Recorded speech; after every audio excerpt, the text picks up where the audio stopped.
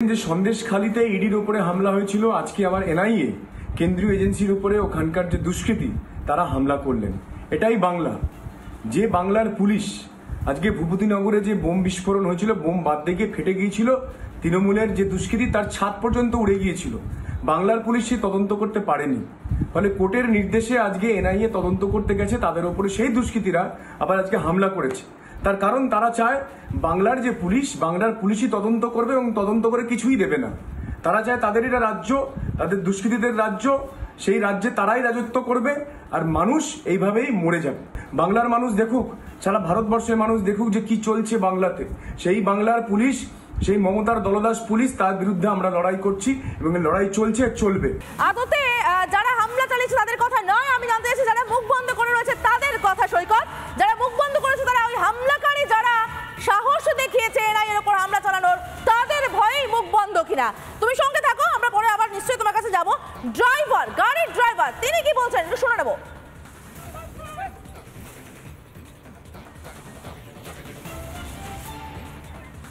যখন নিয়ে উঠছে তখনই মহিলারা আক্রমণ করেছিল, গাড়ি মেনলি মহিলা।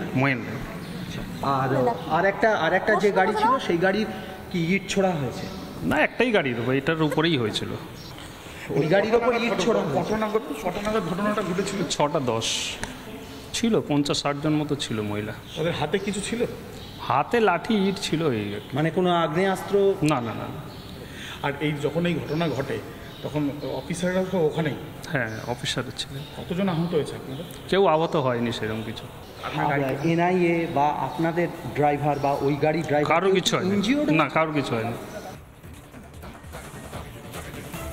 আমরা শুনলাম গাড়ি চালকের বক্তব্য। সন্তু, একটু বিষ্ণুর কাছে যদি যাওয়া যায়।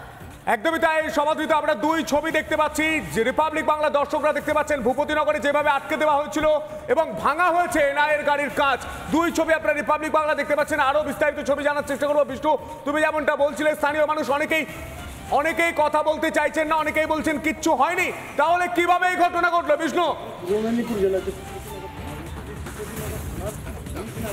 দেখো, তোমাকে যেটা বলি, যে সন্দেশখালীর যে ঘটনা পুনরাবৃত্তি হচ্ছে, মানুষ মুখ খুলতে চাইছেন না। কেন? ঘটনাটা মূলত প্রশ্ন উঠছে এখানে, কেন বারবার যেখানে সরকারি যারা আধিকারিক, তার তদন্তকারী, তাদেরকে আটকে দেওয়া হচ্ছে, কেনই বা স্থানীয় মানুষ তারা মুখ খুলতে চাইছেন না?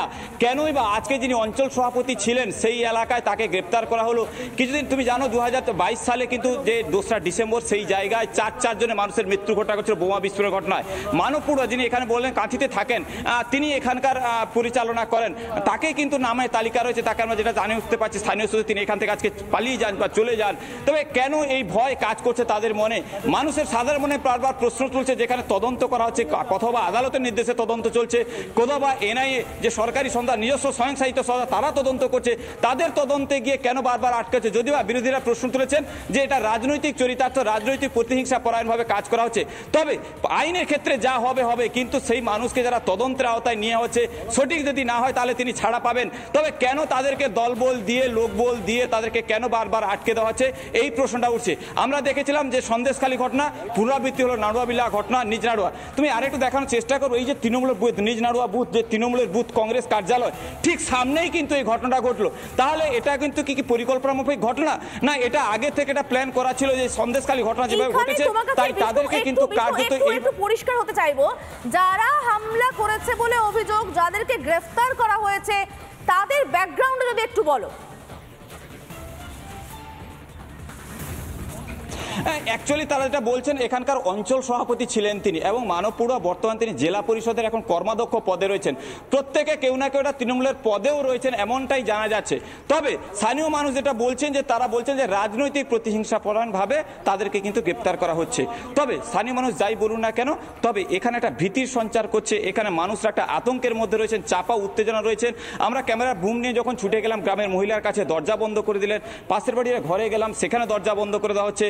দূর থেকে জিজ্ঞেস করতে গেলাম এখানকার স্থানীয় মানুষ, তারা বলছেন কিছুই জানেন না। চায়ের দোকান বলছে আমরা কিছু জানি না। তাহলে মানুষ জেনেও যেমন চোখ বন্ধ করে থাকছে, কেন এই ভীতি সঞ্চার কেন কাজ করছে, তা নিয়ে কিন্তু এটা ইতিমধ্যে প্রশ্নচিহ্ন দাঁড়িয়ে যাচ্ছে। সমাদৃতা, তোমার মনে আছে শাহজাহানের ঘটনা যখন ঘটেছিল, ঠিক একই ঘটনা আমরা দেখেছিলাম। কেউ মুখ খুলতে চাইছিল না, কেউ দরজা বন্ধ করে দেওয়া হচ্ছিল, ছুটে চলে যাওয়া হচ্ছিল, এবং সেই ছবি আমরা ভূপতিনগরেও দেখতে পাচ্ছি। সন্তু, ঠিক একই রকমভাবে আমরা দেখেছিলাম ইডির উপর হামলার পর যখন মানুষ বুঝতে পারলেন যে এবার তাদেরকে ঘুরে দাঁড়াতে হবে, তখন তারা ঘুরে দাঁড়াবেন। আমরা এই নজরটা ভূপতিনগরে কি হয়, এর মধ্যে আমরা প্রতিক্রিয়া পাচ্ছি, রাজনৈতিক প্রতিক্রিয়া পাচ্ছি, কাদের কাদের প্রতিক্রিয়া পাচ্ছি আমরা একটুখানি শুনে নেব।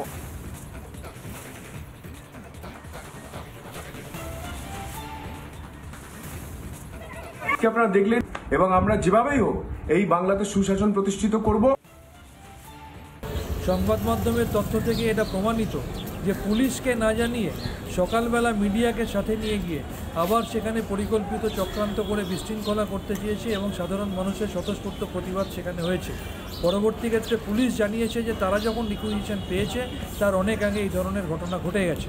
অর্থাৎ এটা প্রমাণিত সত্য যে বিজেপির অঙ্গুলি হেলনে পরিকল্পিতভাবে বিশৃঙ্খলা করার জন্য সেন্ট্রাল এজেন্সি এই ধরনের কাজগুলো করছে। যেভাবে নির্বাচন ঘোষণা হয়ে যাওয়ার পর সারা ভারত জুড়ে বিরোধীদের বিরুদ্ধে সেন্ট্রাল এজেন্সিকে বিজেপি কাজে লাগাচ্ছে, সুতরাং এটা প্রমাণিত এই সেন্ট্রাল এজেন্সিকে বিজেপি তাদের শাখা সংগঠনে পরিণত করে বিরোধীদের বিরুদ্ধে চক্রান্ত করার জন্য ব্যবহার করছে। মমতা ব্যানার্জির রাজত্বে পশ্চিম বাংলা যে সন্ত্রাসবাদী এবং উগ্রবাদীদের হাতে, এটাই তার সবচেয়ে বড় প্রমাণ। যেখানে তদন্তকারীদের ওপর এরকম হামলা হয় সেখানে সাধারণ মানুষের অবস্থা কোথায়? সাধারণ মানুষের নিরাপত্তা বলে কিছু নেই। আজকে সেই কারণে আমরা মনে করি পশ্চিম বাংলা একটা জঙ্গল রাজত্ব চলছে, আর মমতা ব্যানার্জি সমস্ত ক্ষেত্রে গুন্ডা মস্তান এবং উগ্রপন্থীদের হাতে রাজ্যের ভাগ্য ছেড়ে দিয়েছে। যে কারণে এই ঘটনা ঘটছে, আমরা মনে করি অবিলম্বে এর বিরুদ্ধে তদন্ত হওয়া দরকার। যারা দোষী তাদেরকে খুঁজে বের করা দরকার, এবং যাদের অঙ্গুলি হেলনে এই হামলা হয়েছে তাদের বিরুদ্ধেও কঠোর শাস্তিমূলক ব্যবস্থা নেওয়া দরকার।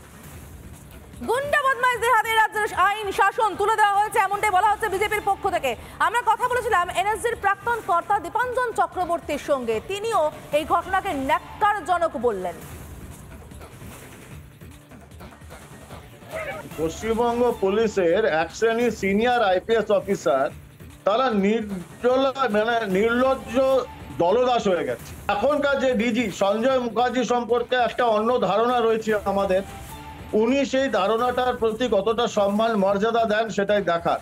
যে পুলিশের অফিসারদের ডাউন দ্য লাইন একটা মেসেজ যাওয়া উচিত যে তোমরা ভারতবর্ষ থেকে, ভারতবর্ষে পুলিশ সার্ভিস আইপিএস হয়ে তোমরা ভারতবর্ষের সেবা করো, কোনো সন্ত্রাসবাদী বা দুর্বৃত্তদের সেবা করার জন্য তোমরা ইউনিফর্ম পাওনি। এটা মেসেজটা যাওয়া উচিত। দেখি সঞ্জয় বাবু কি করেন। ইতিমধ্যেই টুইট করছেন শুভেন্দু অধিকারী। আমরা দেখানোর চেষ্টা করব বিস্ফোরণে জড়িত থাকার অভিযোগ দ্রুত 2, এনআইএর উপর হামলা, কমিশনে অভিযোগ দায়ের। এনআইএর উপর হামলা, কমিশনে অভিযোগ দায়ের। আপনাদের জানিয়ে রাখবো ইতিমধ্যে যে খবর উঠে আসছে, এনআইএর উপর হামলা, কমিশনে অভিযোগ দায়ের। ভূপতিনগরের ওসি, কাঁথির এসডিও ও পূর্ব মেদিনীপুরের এসপি ও রাজ্য পুলিশের ডিজির বিরুদ্ধে নালিশ। আপনাদের জানিয়ে রাখবো এনআইএর উপর হামলার ঘটনায় কমিশনে অভিযোগ দায়ের। ভূপতিনগরের ওসি, কাঁথির এসডিও ও পূর্ব মেদিনীপুরের এসপি ও রাজ্য পুলিশের ডিজির বিরুদ্ধে নালিশ জানালেন বিরোধী দলনেতা। মুখ্যমন্ত্রীর বিরুদ্ধে উস্কানির অভিযোগ। বিরাট বড় ডেভেলপমেন্ট বলা যায় এই মুহূর্তের, বিগ ব্রেকিং। মুখ্যমন্ত্রীর বিরুদ্ধে উস্কানির অভিযোগ করছেন রাজ্যের বিরোধী দলনেতা শুভেন্দু অধিকারী। সোশ্যাল মিডিয়ায় পোস্ট করলেন রাজ্যের বিরোধী দলনেতা। আপনাদের আরো একবার জানিয়ে রাখবো ভূপতিনগরের ঘটনায়, ভূপতিনগরে যেভাবে এনআইএর উপর হামলা হয়েছে সেই ঘটনায় কমিশনে অভিযোগ দায়ের। ভূপতিনগর থানার ওসি, কাঁথির এসডিও ও পূর্ব মেদিনীপুরের এসপি ও রাজ্য পুলিশের ডিজির বিরুদ্ধে নালিশ। সমাধিতা আরো গুরুত্বপূর্ণ, যেখানে তিনি উল্লেখ করছেন মুখ্যমন্ত্রীর বিরুদ্ধে উস্কানির অভিযোগ। সমাধিতা,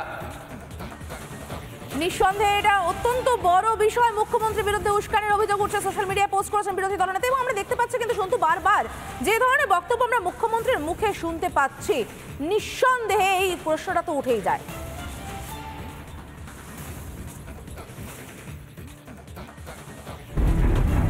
মালারাকে হারাতে পারবেন? এটাকে আমি মালারায়ের সঙ্গে লড়াই বলে ধরছি না, দেখতে থাকুন, খেলা হবে। 3টে ফ্যাক্টর হচ্ছে, কিছু বলবেন ওদেরকে? আর বাকি দুজন এসকে, ওদের জন্য আমার সিম্প্যাথি আছে। মমতা ব্যানার্জি মনোনয়ন দিয়েছেন, এখন তো আর ফাঁকি মারতে পারবো না। এই মমতা বন্দ্যোপাধ্যায়কে লোকে চাইছে না। আর কত ভোটে জিতবেন? ভোট মানুষ দেবে। আমাদের সঙ্গে মোদি, আমরা মোদি পরিবার। ভোলা বাবা পার করেগা। মানুষ পরিবর্তন চায়। প্রেজেন্টেড বাই ব্র্যান্ডেড কানের মেশিনের একমাত্র চয়েস শ্রাবণী।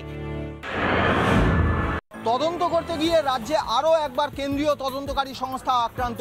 সন্দেশখালির পর এবার পূর্ব মেদিনীপুরের ভূপতিনগরে এনআইএ ভূপতিনগর বিস্ফোরণের তদন্ত করতে গিয়ে আক্রান্ত হয়েছে। এনআইএর গাড়ির কাঁচ ভাঙা হয়েছে বলে জানা যাচ্ছে। ভূপতিনগর তদন্তে ইতিমধ্যেই 8 জনকে তলব করেছিল এনআইএ। দুবারের তলব করা হয়েছিল, কিন্তু এই 8 জনই দুবারের তলব স্কিপ করে গিয়েছিলেন। আজকে সকালে ভূপতিনগরে নির্দিষ্ট একজন ব্যক্তি অভিযুক্ত হিসাবে যাদেরকে তলব করেছিল তাদের মধ্যে একজন ব্যক্তির বাড়িতে যান এনআইএ আধিকারিকরা। তাকে জিজ্ঞাসাবাদের জন্য আটক করে তারা গাড়িতে বসান। তারপরেই কিন্তু শুরু হয় এই ঝামেলা এবং এনআইএর গাড়ি ধরে রীতিমতো বিক্ষোভ দেখাতে থাকেন স্থানীয় বাসিন্দারা। এনআইএর গাড়ির কাঁচ ভাঙা হয়েছে। এবার আক্রান্ত হলো কেন্দ্রীয় তদন্তকারী সংস্থা এনআইএ। ইতিমধ্যেই এনআইএ রাজ্য শাখার অফিসাররা দিল্লিতে তাদের উচ্চতর আধিকারিককে গোটা বিষয়টা রিপোর্ট করেছেন। ভিডিও জার্নালিস্ট আলী হোসেনের সঙ্গে সৈকত, রিপাবলিক বাংলা, কলকাতা।